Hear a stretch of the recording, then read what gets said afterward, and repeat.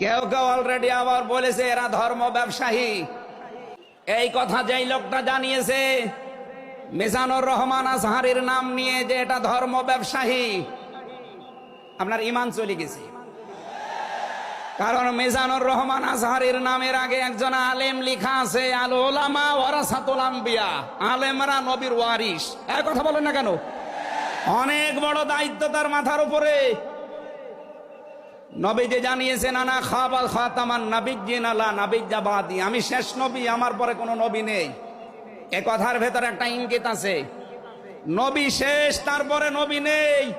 অথচ আদম নবী থেকে শুরু করে হযরত ঈসা নবী পর্যন্ত আমরা দেখেছি এক নবী শেষ হওয়ার পরে আর এক নবীর উপরে এ দায়িত্ব এসে পড়তো। উম্মতের দায়িত্ব ভার নবীরা নিত, কিন্তু এখন তো নবী নেই।